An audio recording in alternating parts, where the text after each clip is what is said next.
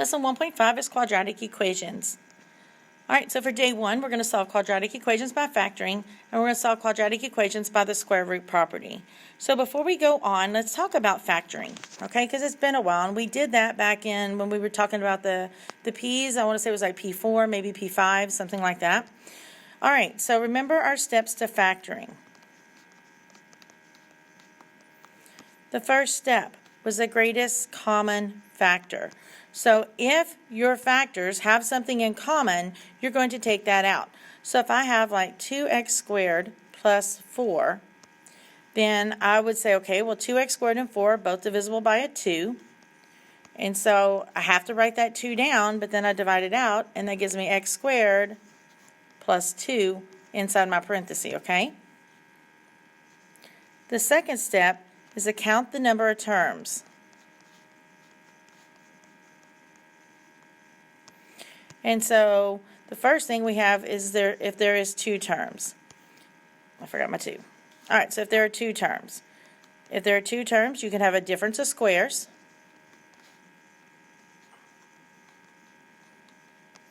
In which we had the formula. If we had a squared minus b squared, remember we find the square root of them, and then we rewrite it as a plus b times a minus b, where a and b are the square root of the a squared and the b squared. Also, we had a difference of cubes. And so this is where we have 2 cube roots that are being subtracted. You're going to take the cube root of both of them, so our 2 cubes that are being subtracted. I don't remember if I said it right or not, but you're going to take the cube root of them, and so you'll find your a and your b, and then you plug it into this formula, a minus b times a squared plus ab plus the b squared. Under 2 terms, we also had a sum of cubes. And so it's the same idea, but it's got a plus sign in it. So we have 2 numbers, or 2 things that are, 2 terms, excuse me, that are cubes. And so we're going to find their cube roots. We're going to find a and b, and then we plug it into the formula a plus b times a squared minus ab plus b squared.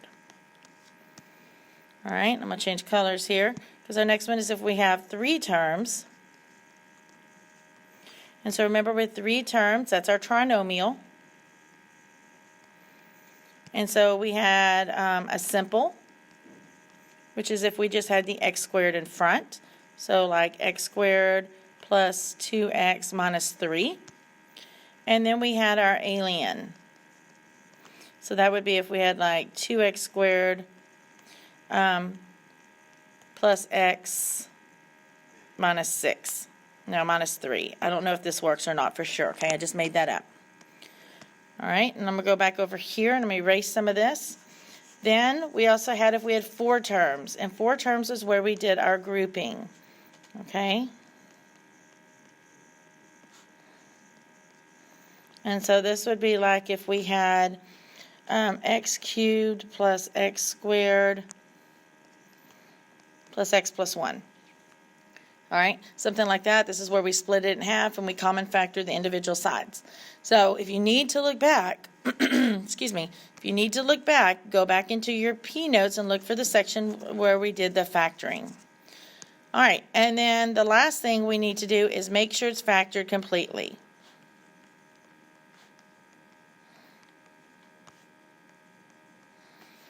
So sometimes we might have one that we can factor some more.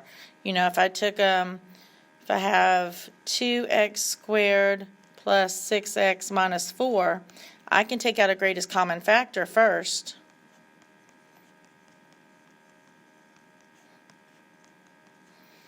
You know, and then I can factor that trinomial. So just make sure it's factored completely is our last step. If it's not, go back through it. Does what you have a greatest common factor? How many terms is inside of it? Okay? Alright, so that was just a quick refresher.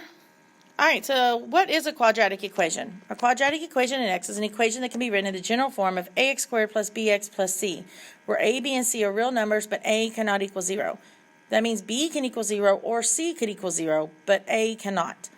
Alright, a quadratic equation in X is also called a second degree polynomial equation. All right, the zero product principle. To solve a quadratic equation by factoring, we will then apply the zero product principle, which states that if the product of two algebraic expressions is zero, then at least one of those factors is equal to zero. So if we have a times b equals 0, and a and b are being multiplied here, so we can set them individually equal to 0 and solve. So it doesn't matter if it has to be where they're multiplied, okay? So we could have like 2x times x plus 2. We got two things being multiplied, set them individually equal to 0. And then we would solve them. Okay, that can be in parentheses. So x plus 4 times x minus 7. I'm just making these up, okay? So in this case, we have two things being multiplied, so set them individually equal to 0, and then we would solve them to get our answers. You could have more. You could have three things being multiplied. So if I took the x plus 4 times the x minus 7 times an x plus 2, then I would set all three of these equal to 0 and solve. And so I would add in this last one to that, okay? All right, to solve a quadratic equation by factoring, if necessary, we write the equation in the general form of ax squared plus bx plus c equals 0, moving all non-zero terms to one side, thereby obtaining 0 on the other side. Means set it equal to 0.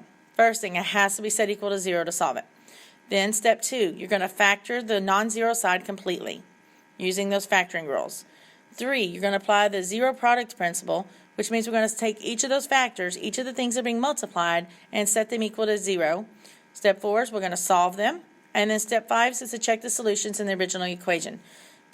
Should you check your solutions? You should definitely check your solutions. Do you have to? I know is what you're asking.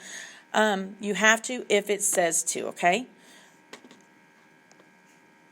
All right, so example 1. Now remember, guys, this could be any type of factoring. I just picked this specific one to look at together. So it says solve by factoring. Step 1 says to move all non-zero terms to one side and obtain 0 on the other. So we've got to get this equation equal to 0. So I like my x squared to be positive, so I don't touch it if it's positive already. And I'm just going to move the other side over. So I'm going to subtract that 1, and I'm going to write it in descending order of the exponents. So I have my x squared, my x, and then I have my no x there. Okay, so 2x squared plus x, and then minus 1 equals, and on this side that cancels, so there's our 0. Step 2 is to factor it. So we're going to factor the 2x squared plus x minus 1. Well, does it have a greatest common factor? No. How many terms? 3. Simple or alien? Alien. So remember, the alien woman's going to go on vacation. She kisses her man goodbye. Or her husband. She's gone. But when they kiss, because they're aliens, he multiplies by her. So the negative 1 times the 2 is negative 2. This is a simple trinomial. So we're going to factor it. Remember, our first terms have to multiply to give us that x squared. Well, it's going to be x and x. Our last terms are going to have to multiply to give us that 2, but then remember, read it backwards. They also have to subtract to give us the 1. Multiply to the end, read it backwards for the sign to the middle number, okay? So we're looking for what multiplies the 2 that will subtract to 1. Well, 1 times 2 is 2, and 2 minus 1 is 1. I always write my bigger number first, bring down the first sign, and that positive 2 times what kind of 1 is going to give me that negative 2 at the end. It's going to be negative. Now remember, though, this is an alien, so we're not done yet. She's on vacation, and we know that vacation's in, and you have to come back home. He's mad, so they're going to divide. It's over. So you divide the numbers by her, reduce it if possible, and then if not, throw that number back in front of the x. And then because we are solving, we now have, we have x plus 1 times 2x minus 1 as our factors. And remember, this is still equal to 0. All right, step 3 says to set each factor equal to 0 and solve. So my factors were, darn, just forgot them, x minus 1 and 2x plus 1, I believe was it. Let me jump back to my equation real quick. I don't have my notes in front of me here. Yeah, the first one had a plus, the second one had a minus. So I'm sorry, let me rewrite. There we go. Did I do that wrong? Sorry, guys. First one has a plus. All right, so yeah, my signs are backwards. So this should have been a plus 1, and this should be a minus 1. All right, because we have two things being multiplied there, we're going to set them individually equal to 0 and solve. So we get x equals negative 1. We get 2x equals 1. And so we get x equals 1/2. And so those are our two solutions. Should we check them? We ought to. Do we have to? Not necessarily. I didn't say to. But if you wanted to check them, our original function was what? 2x squared plus x equals 1. So when you check x equals negative 1, you know 2 times negative 1 squared plus a negative 1, and you want to know, is that equal to 1? Well, guys, if nothing else, throw this in your calculator. And so negative 1 squared is 1, times 2 is 2, plus a negative 1, and we get 1 equals 1. Okay? So it worked. And then you could do the same thing with the 1/2.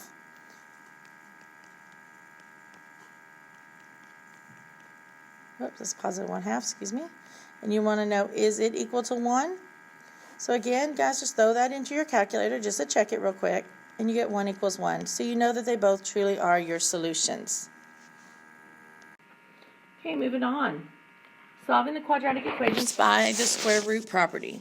So it says quadratic equations in the form of u squared equals d, where u is an algebraic expression and d is a non-zero real number, can be solved by the square root property. If u is an algebraic expression and d is a non-zero real number, then u squared equals d has exactly two solutions.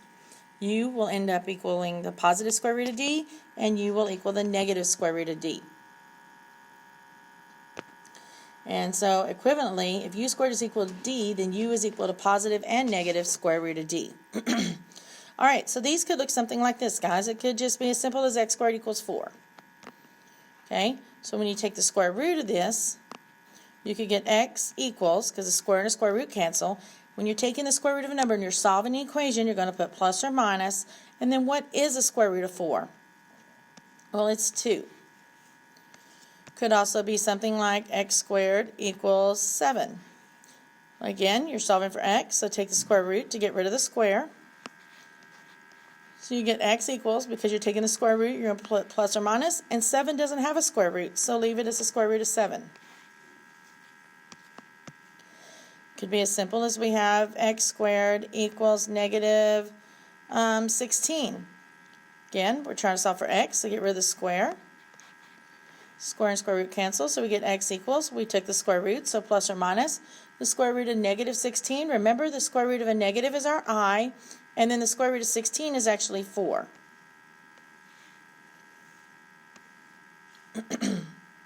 Or we could have one where we could factor some things out, possibly, but not all of it. So what if we had x squared equals the square root of negative 48?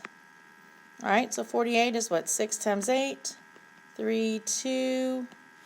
I'm sorry, I picked the square root of one side, not the other. 4, 2. Oh, I picked the big number here. So we end up with 3, 2, 2, 2, and 2. So we would take out a 2, take out another 2, and we got to take out that negative, okay? So we would get x equals, because we're taking the square root, we get plus or minus. The negative gives us an I, and we're taking out 2 times 2, the I, and then we still have that square root of 3 left. So we would end up with x equals plus or minus 4i square root of 3 is our answer. Okay, so it could be as simple as those. They could also have something like this. So if I had x plus 4 squared equals 36, okay? It's still just one thing squared. So this is my u squared. If I need to get, now could you do this and use your box? Yeah, definitely you could. But using your square root property is going to be easier, because all you have is something squared equals a number. So in that case, we could take the square root of both sides. The square and the square root cancel, so we'd bring out our x plus 4 equals, because we took the square root, we get plus or minus, and the square root of 36 is 6. Now, because this is a whole number, or it's a real number, it's not, well, I should say it's not a radical and it's not an I, okay? So because of that, what we have here is we have that x plus 4 is equal to the negative 6, and we have that x plus 4 is equal to positive 6, and then we would solve both of those accordingly, okay?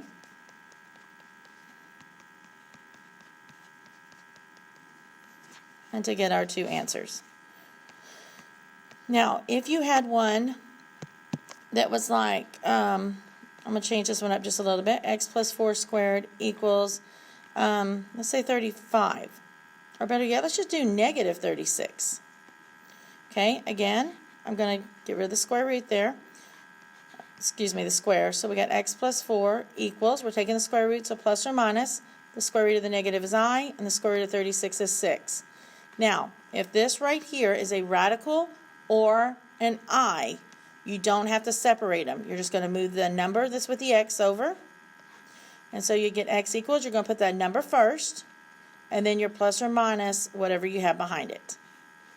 Okay? So if, when you take that square root, if you have an I, or if we just still had a radical, if it didn't break down all the way like we did on that last one before I erased and did this, okay, that, what was it, x equals 4i square root of 3. So if you had something like that, you don't have to separate it. You only separate it if, when you take the square root, you get a nice pretty number there, okay? All right, so solve by the square root property. So the first thing you've got to do is get that x squared by itself. So we're going to move the 45 over. So we get 5x squared equals negative 45. Need to divide by the 5. So we get x squared equals negative 9. So in order to use the square root property, you have to get the squared piece by itself, okay? And then to get rid of the square, we're going to take the square root. So the square and the square root cancel, so we get x equals. Since we're taking the square root, we're going to put plus or minus. The square root of the negative is I, and the square root of 9 is 3. And so we end up with x equals plus or minus 3i. Always get that square root part by itself, okay? Even if this had been like this.